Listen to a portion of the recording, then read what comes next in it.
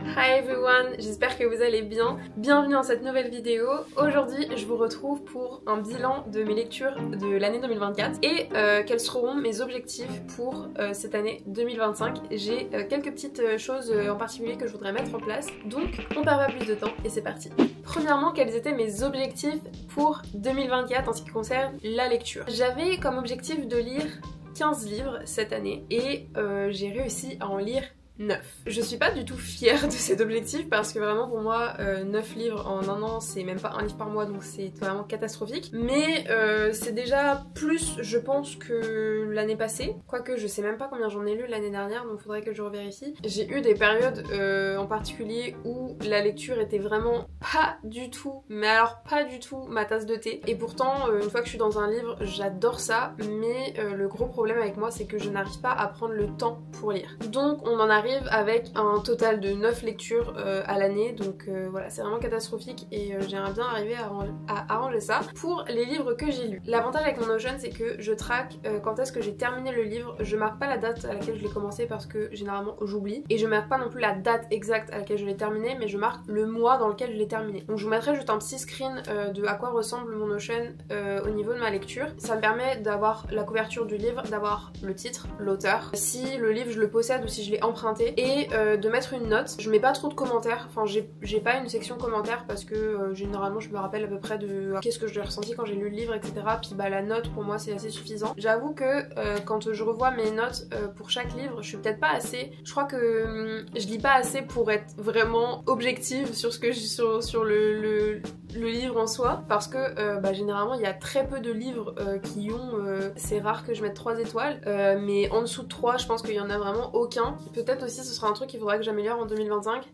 Mais bref. En janvier 2024, j'ai lu 2 livres. Premièrement, j'ai lu Haven't They Grown de Sophie Hannah. À savoir aussi que 95% de mes livres, je les lis en anglais. En tout cas, évidemment, quand l'auteur est anglais et quand la version originale est anglaise. Cette année, je n'ai lu que des livres en anglais. Donc comme ça, au moins, voilà. Je connais pas les versions françaises, donc je pourrais pas vous dire si ça change ou quoi sur la lecture. Moi, je sais que j'ai l'impression de ressentir plus les émotions de l'auteur et les expressions, les choses comme ça. Donc à voir peut-être avec une version française d'un autre livre que j'aurais déjà lu. Mais en tout cas voilà, je vais être très nulle pour vous résumer les livres. Je tiens à préciser parce qu'il y en a certains où déjà je me rappelle pas non plus hyper bien de l'histoire, dont celui-là qui date déjà d'il y a un an. Mais du coup c'est l'histoire de Beth qui se rend compte que l'une de ses anciennes meilleures amies vit de nouveau dans le quartier dans lequel il vivait auparavant. Et il y a quelque chose d'assez intriguant, c'est que ces deux enfants, les deux enfants de Flora,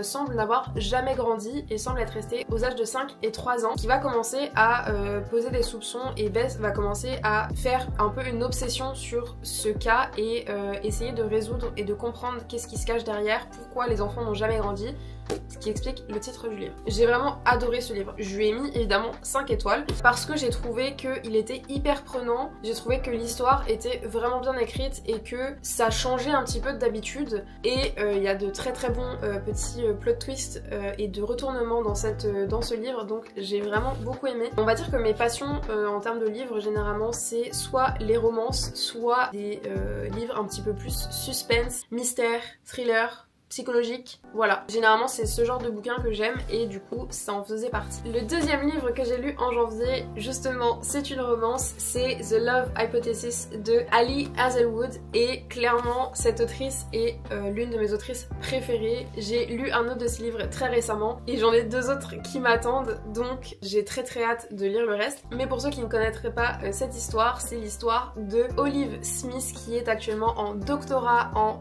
chimie ou biologie je crois, et qui va, pour se sortir d'une certaine situation, prétendre qu'elle sort et qu'elle est en couple avec un professeur qui s'appelle Adam, et qui vont faker une relation tout au long de l'histoire. Ce que j'aime beaucoup dans les livres d'Ali Hazelwood, c'est qu'on sent vraiment l'alchimie qui se crée entre les deux personnages, alors qu'au début c'était vraiment pas du tout le cas, et que, je sais pas, ça vient au fur et à mesure et j'aime vraiment beaucoup. Et puis il y a toujours un petit moment un peu spicy dans ces livres et ça dure pas très longtemps, mais c'est toujours là. Où je suis vraiment nulle pour faire des revues littéraires, je vous le dis, parce que je lis pas assez, je vous dis juste ce que j'en ai pensé. Évidemment c'était un 5 étoiles. Ensuite nous avons 2 autres livres que j'ai lus respectivement en avril et en mai, donc voilà, donc entre janvier et avril je n'ai pas lu une seule page d'un livre. Ces deux là je les ai pas avec moi puisque c'était le livre que j'avais emprunté à la BNQ à Montréal. Et le premier c'est The Valentine's Hate de Sydney Halson. C'est l'histoire du coup de deux ennemis d'enfance qui se retrouvent au même endroit au même moment pour deux raisons différentes et qui vont également prétendre être en couple pour se sortir de certaines situations. Et du coup je sais pas si c'est le pattern qui me plaît particulièrement, mais j'ai également beaucoup aimé ce livre. Je lui ai mis par contre 4 étoiles. Je vous avoue que je me rappelle plus exactement pourquoi, mais il devait y avoir une raison. J'avoue qu'il faudrait peut-être que je me commence à mettre des commentaires pour comprendre pourquoi j'ai mis telle ou telle étoile.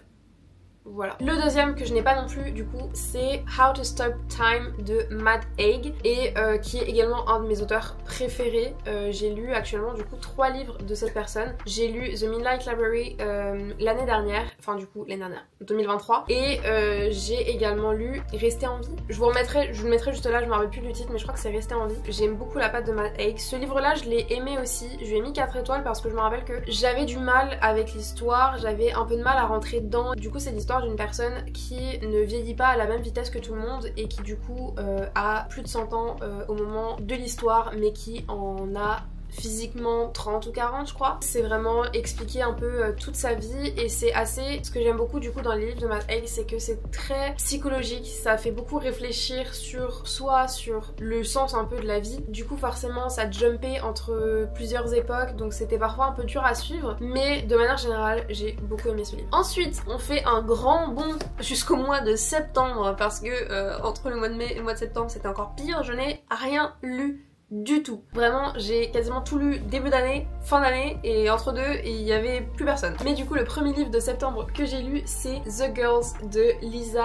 J. Well. C'est le premier livre que je lis d'elle, mais je sais que j'en vois beaucoup passer sur Instagram et Pinterest et du coup, ça m'a donné envie aussi de lire d'autres livres d'elle. En soi, ce livre-là, je lui ai mis 4 étoiles. Mais je pense que je rebaisserai ma note à 3. C'est l'histoire d'une mère et ses 2 filles qui viennent vivre dans un nouvel quartier à Londres, un voisinage un peu communautaire avec un parc, etc. communautaire. Et il va se passer un événement en particulier qui va faire poser la question de est-ce que ce quartier est réellement safe et qu'est-ce qui s'est réellement passé. Je peux pas vraiment vous en dire plus parce que bon déjà la description n'est pas particulièrement parlante, c'est vraiment des mots clés et des phrases clés. En fait je trouvais que la fin, je m'attendais vraiment pas à ça et j'ai été assez déçue de la fin. C'est pour ça que je rebaisserai sûrement ma note à 3 parce qu'en soi le reste de l'histoire je trouvais ça bien, je trouvais que ça se suivait bien, j'avais pas trop mal à rentrer dans l'histoire mais j'étais vraiment déçue de la fin. Pour vous dire je ne me rappelle même plus réellement c'est quoi la fin de ce qui se passe tellement ça m'est un peu passé au-dessus. Donc voilà, je vous le recommande quand même mais j'aimerais bien lire d'autres livres d'elle pour voir justement si c'était uniquement ce livre là que j'ai pas apprécié ou si de manière générale je vais pas particulièrement apprécier ses lectures ou du moins la fin, ce qui est un peu dommage parce que généralement ce que t'apprécies le plus dans un livre c'est quand même la fin. Deuxième livre du mois de septembre, c'est Without Merit de Colleen Hoover. Alors, je sais qu'il y a beaucoup de polémiques sur Colleen Hoover. Je vous avoue que je suis pas au courant de tout. J'ai vu des choses passer, etc. J'ai eu énormément de mal par contre à commencer ce bouquin. Je sais pas pourquoi, je l'ai commencé au moins 3-4 fois où je m'arrêtais à genre même pas 50 pages parce que j'arrivais pas du tout à rentrer dans l'histoire et j'ai eu beaucoup de mal. Et puis un jour, je me suis forcée.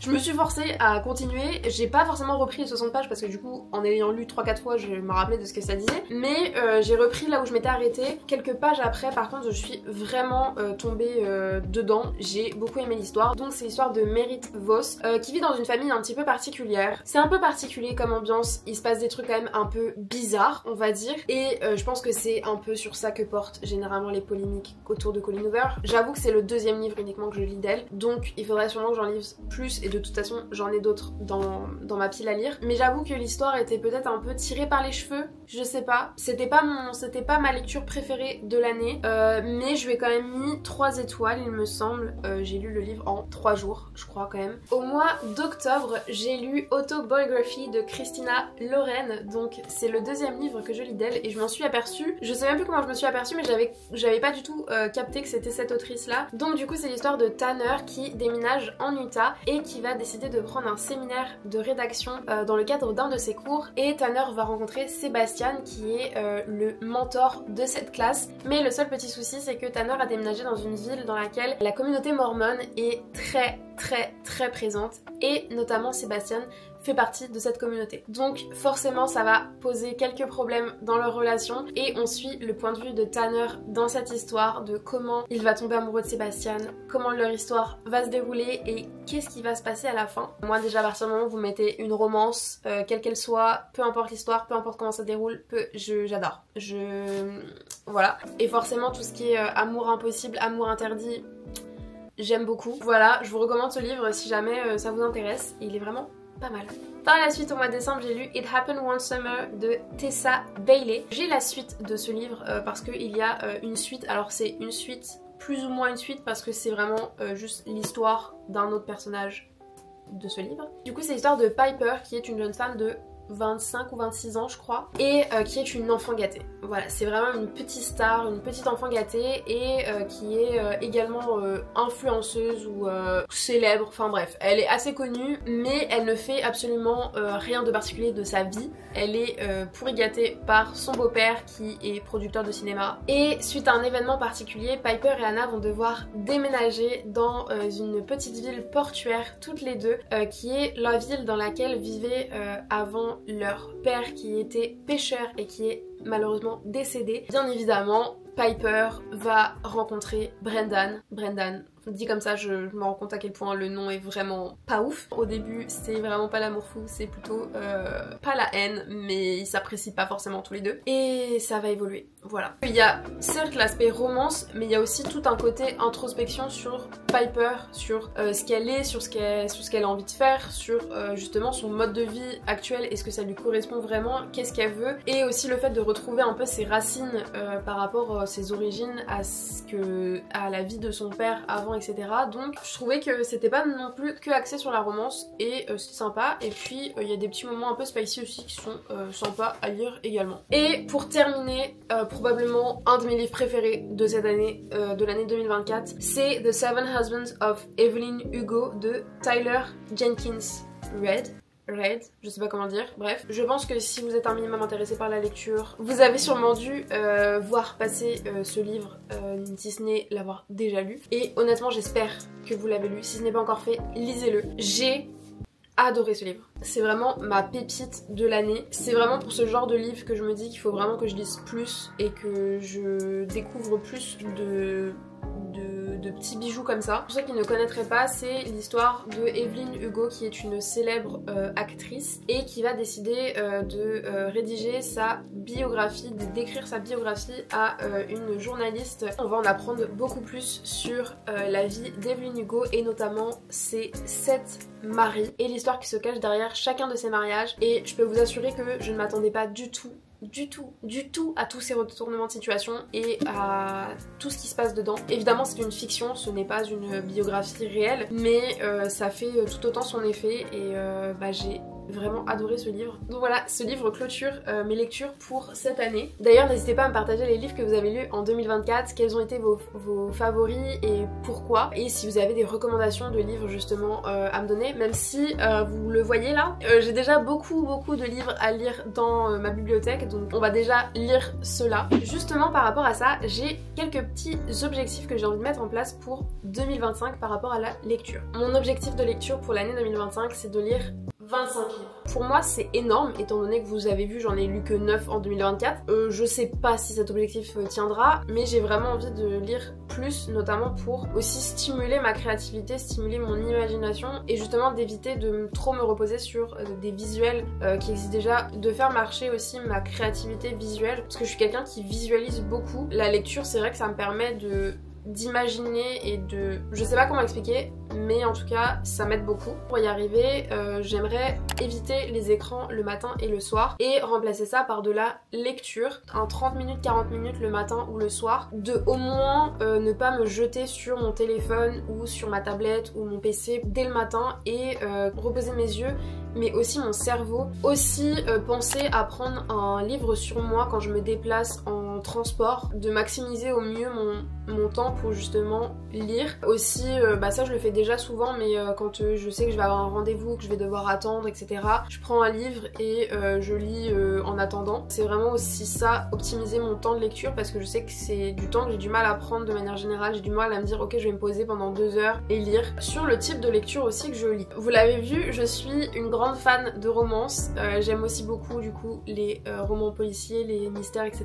Mais j'aimerais bien arriver à lire aussi un peu plus de romans qui soient pas forcément des romances, et aussi des classiques de littérature, que voilà, c'est vraiment pas ma spécialité, et il faudrait vraiment que je lise davantage de ce genre de livres. Et dernier objectif, c'est sur mes achats par rapport aux livres, parce que j'ai eu une grosse période où j'ai acheté beaucoup de livres. Bah j'ai toujours besoin de les lire quoi, donc voilà. Je me suis fixé comme objectif de ne pas m'acheter de nouveaux livres si j'en ai encore 2 à lire dans ma bibliothèque. Clairement j'ai de quoi faire à l'année je pense. Si je me résous à garder cet objectif là, je ne vais pas acheter de livres de l'année du tout. Au moins ça me permettrait aussi de me forcer à lire ce que j'ai, et de faire des économies aussi, parce que même si mes livres la plupart du temps je les achète pas très cher sur Marketplace ou dans des fripes, bah ça fait quand même un budget, donc voilà. Sur ce, j'espère que cette vidéo vous aura plu. Je suis désolée pour toutes les personnes qui sont vraiment calées en littérature, calées dans la critique, qui ont peut-être versé des larmes face à cette vidéo et face à mes commentaires, mais écoutez, je ne pourrais que m'améliorer avec le temps si j'arrive à lire davantage. Et également je pense que je ferai maintenant des commentaires à chaque fois que je lis un livre pour comprendre qu'est-ce que j'ai aimé, qu'est-ce que j'ai pas aimé. Ce serait assez pertinent du coup. Si la vidéo vous a plu, n'hésitez pas à la liker, à vous abonner si c'est pas encore fait, et moi je vous dis à la prochaine pour une nouvelle vidéo. Ciao ciao.